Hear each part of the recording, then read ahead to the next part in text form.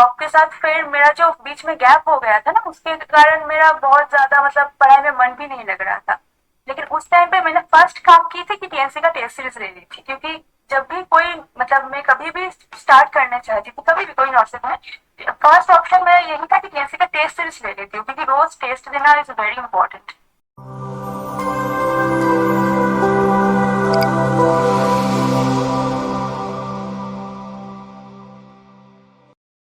तो नमस्कार साथियों, टीएनसी के डिजिटल प्लेटफॉर्म पर आप सभी साथियों का फिर से एक बार स्वागत है।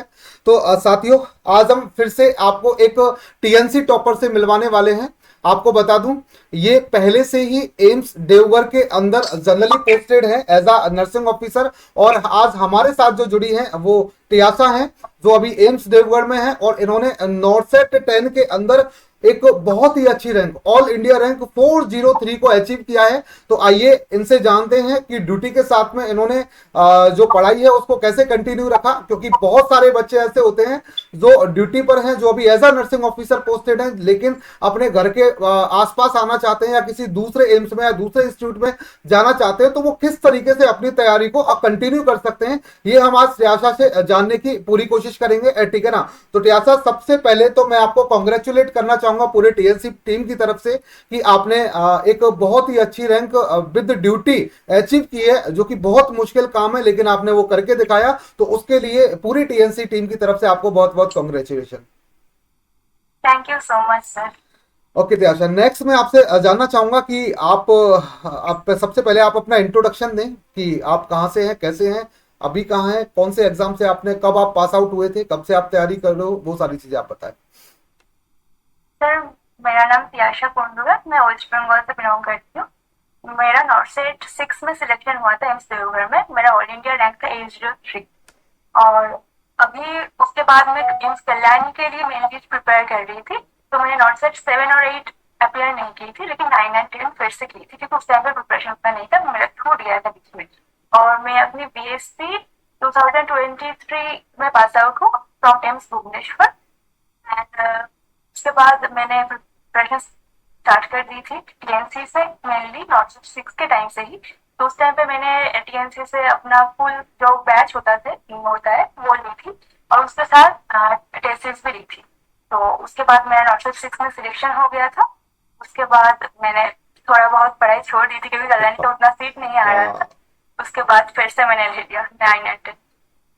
बहुत अच्छी बात है त्याशा, आप 2023 में आप पास आउट हुए थे फ्रॉम द एम्स भुवनेश्वर। उसके बाद आपने नॉर्थ सेट 6 दिया था, और नॉर्थ सेट 6 जब दिया था तो आपको एम्स देवगढ़ मिल गया था, लेकिन वहाँ वो आपके घर से थोड़ा दूर है, इसीलिए आप लगातार, मतलब बीच में आपने पढ़ाई छोड़ दी थी क्योंकि वहाँ पर सीट्स नहीं थी एम्स कल्याणी के अंदर, और फिर जनरली आपने पढ़ाई को दोबारा से कंटिन्यू किया। तो ये मतलब थोड़ा मुश्किल नहीं लगा, मतलब जॉब में रहकर, मतलब एक बार क्या होता है, इंसान को नौकरी चाहिए होती है, जॉब चाहिए होती है, वो मिलने के बाद जो व्यक्ति होता है वो कंफर्टेबल जोन में चला जाता है। तो क्या आप उस कंफर्टेबल जोन में नहीं गए? तो आपको कैसे लगा कि मुझे दोबारा तैयारी करनी चाहिए? सर, दोबारा तैयारी, देखिए पहले से तो ठीक था कि जाना ही है, तो बीच में थोड़ा छूट गया था, जैसे सब लोगों का छूट जाता है, जैसे जॉब में आ जाते हैं न्यू जगह, फिर सैलरी वगैरह आ जाती है, तो मोटिवेशन भी थोड़ी मोटिवेशन। कम हो जाती है। ये रियल सिनेरियो है कि सैलरी आ गई तो थोड़ा बहुत मोटिवेशन चली जाती है। हाँ। उसके बाद नॉर्सेट 9 में जब फिर से मतलब सीट आई, तो मुझे लगा अब तो पढ़नी है। तो जॉब के साथ फिर मेरा जो बीच में गैप हो गया था ना, उसके कारण मेरा बहुत ज्यादा मतलब पढ़ाई में मन भी नहीं लग रहा था। लेकिन उस टाइम पे मैंने फर्स्ट काम की थी कि टीएनसी का टेस्ट सीरीज ले ली थी, क्योंकि जब भी कोई मतलब मैं कभी भी स्टार्ट करना चाहती थी, कभी भी कोई नर्सिंग में, फर्स्ट ऑप्शन मेरा यही था कि टीएनसी का टेस्ट सीरीज ले लेती हूँ, क्योंकि रोज टेस्ट देना इज वेरी इंपॉर्टेंट। तो फिर मैंने ले ली, क्योंकि पढ़ाई का बुक फिर से खोलूंगी, थ्योरी वगैरह तो उतना मन मन नहीं नहीं लग रहा, तो मैं करेगा। टेस्ट सीरीज से स्टार्ट की, हर एक दिन टेस्ट देती हूँ, जो जो गलतियां हो रही है उसको थ्योरी से जाके पढ़ती वाह थी, वाह पूरा वाह, थ्योरी पहले स्टार्ट नहीं की थी, क्योंकि बहुत उसमें अच्छा। थोड़ा सा दिक्कत मुझे हो रही थी इतने दिनों बाद। फिर जॉब के साथ दिक्कत तो हो रही थी सर थोड़ा बहुत, लेकिन क्या करती थी, मैं एक वीक का शेड्यूल बना लेती थी, इतना इतना ड्यूटी मेरे पास है और इतना मैं खाली हूँ, तो मैं एक वीक में क्या कर सकती हूँ, कितना खत्म कर सकती हूँ मेरा सिलेबस, वो मैं लिख लेती थी, इतना मुझे खत्म करनी है, इतना मेरे पास टाइम है। तो मैं एक एक वीक का ही लेती थी, क्योंकि 2-3 महीने का सोचती थी तो होती नहीं होती थी। नहीं थी। तो फिर मैंने एक एक वीक का ले लिया कि मुझे एमएसएन खत्म करनी है ये वीक, तो मैं ऐसे खत्म करती थी। बहुत अच्छी बात है। देखो कितनी अच्छी बात है, उन्होंने बोला कि व्यक्ति जब कंफर्टेबल जोन में चला जाता है तो उसको अपने मन को ना मतलब थोड़ा पागल बनाना पड़ता है। पागल मतलब उसको बेवकूफ बनाना पड़ता है। उसको बढ़िया नहीं लग रहा था कि किताबें खोले, है ना, किताबें खोले उसको अच्छा नहीं लग रहा था, लेकिन उस मन को आपने थोड़ा सा कन्वर्ट किया उसकी इंटरेस्टिंग चीज में कि आपने टेस्ट सीरीज ली। टेस्ट सीरीज में उसको थोड़ा बहुत इंटरेस्ट आने लगा, फिर उसको बोला कि भाई अब तुझे जब टेस्ट में इंटरेस्ट आ रहा है तो थोड़ी बहुत किताबें भी खोल ले, थोड़ी बहुत थ्योरी भी कर लेते हैं। तो वहां से आपकी कहानी शुरू हुई। फिर आपने छोटे छोटे गोल्स बनाए, उन गोल्स को कंप्लीट किया, और ऐसा करते करते करते करते आपको नॉर्थ सेट 10 में सफलता मिल ही गई, है ना। तो नेक्स्ट मैं आपसे जानना चाहूंगा कि आपने नॉर्थ सेट 9 और नॉर्थ सेट 8 और नॉर्थ सेट 7 में ट्राई नहीं किया था एम्स कल्याणी आने के लिए? नहीं, 7 और 8 में ट्राई नहीं किया था क्योंकि सर ज्यादा सीट नहीं थे मेरे कैटेगरी में, मतलब जनरल में 2 ही 3 सीट थे, तो मुझे लगा था उतना रैंक तो मेरे आएगा नहीं क्योंकि हाँ प्रिपरेशन था नहीं। हाँ। तो फिर मोटिवेशन थोड़ा चला गया। चलो बहुत अच्छी बात है, बहुत अच्छी बात है त्याशा। नेक्स्ट मैं आपसे जानना चाहूंगा कि मतलब अभी आप यहाँ पर हो और यहाँ मतलब आप फिर अपने होम टाउन जा रहे हो, मतलब आप वेस्ट बंगाल से हो, तो Kalyani is a dream institute for the West Bengal students. मतलब जितने भी मैं वेस्ट बंगाल के स्टूडेंट्स का इंटरव्यू ले रहा हूँ उन सबको एम्स कल्याणी चाहिए तो उनका ड्रीम इंस्टीट्यूट होता है, तो आप वहां जाना चाहते हो, तो मतलब घर वालों को कितनी खुशी है कि हमारी बेटी जो है वो दोबारा लौट करके हमारे पास आ रही है, ठीक है ना। तो ये सारी चीजें एक बार बताओ ना कि घर पे आपने जब बताया तो क्या माहौल था, क्या चीजें थी, वो बताइए। घर वाले तो सर बहुत खुश थे क्योंकि मैं बाहर थी इतने दिनों से, मतलब ज्यादा दूर नहीं है, 4-5 घंटे, लेकिन कल्याणी मेरे घर से 1 घंटा है। तो घर वाले बहुत खुश थे, मतलब बहुत ही ज्यादा। तो फिर मम्मी पापा भी बहुत ज्यादा खुश थे, सारे लोग बहुत। तो इस वाले सिलेक्शन में ज्यादा खुश हैं या फिर पहले जो हुआ था नॉर्थ सेट 6 में उसमें ज्यादा खुश थे?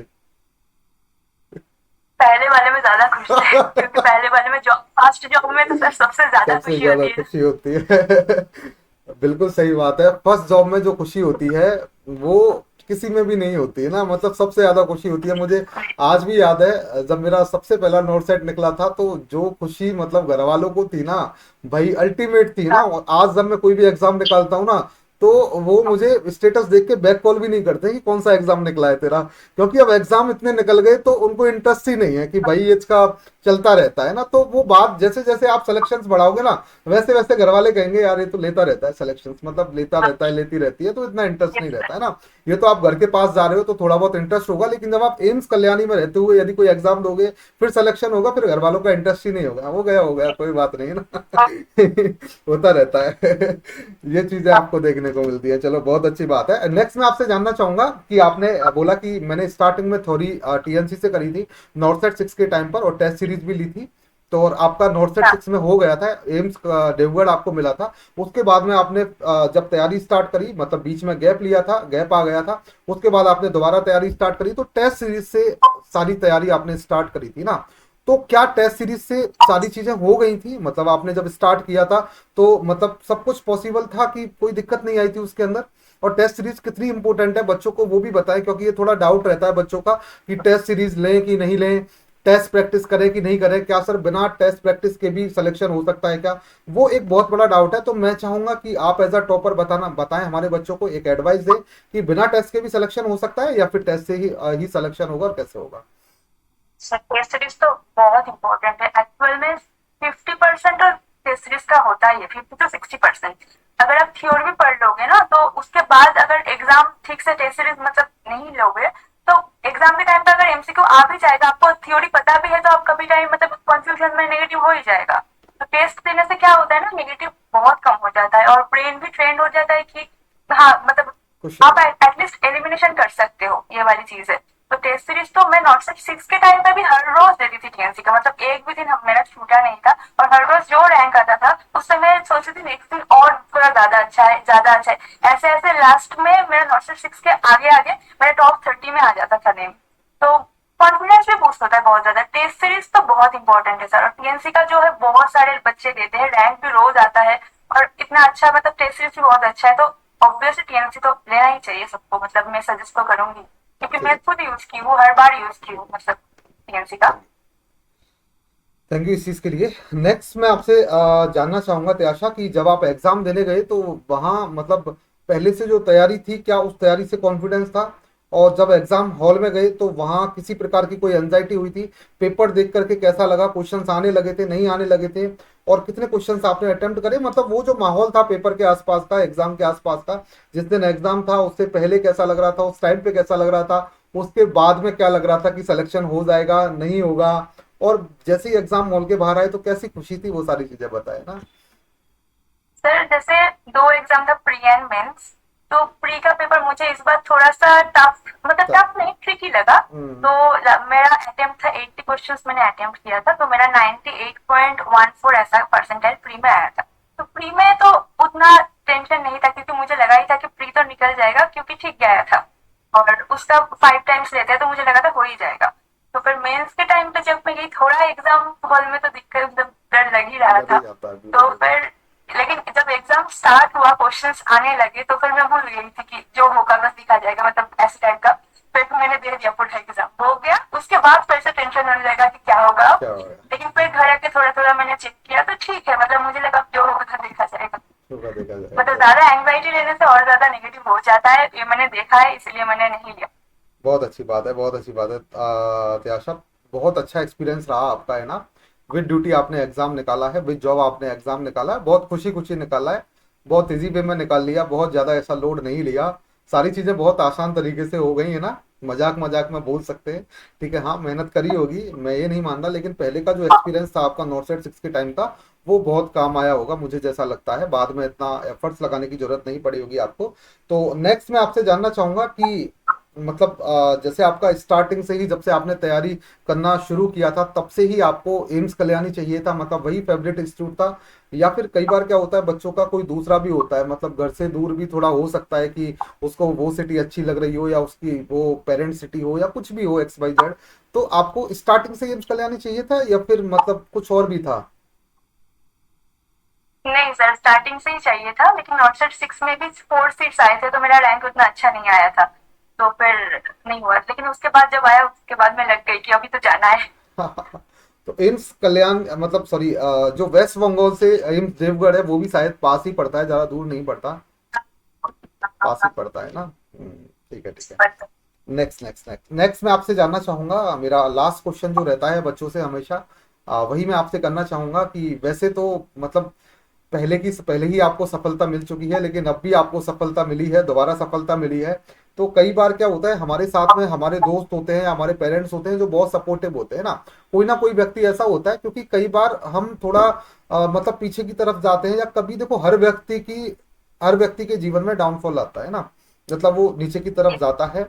तो उस टाइम पर क्या कोई आपके साथ ऐसा था जिसने बोला हो कि ना तुम करो, मैं तुम्हारे साथ हूँ, तू कर, मैं हमेशा तेरे साथ खड़ा हुआ हूँ, चाहे पेरेंट्स हो चाहे कोई दोस्त हो।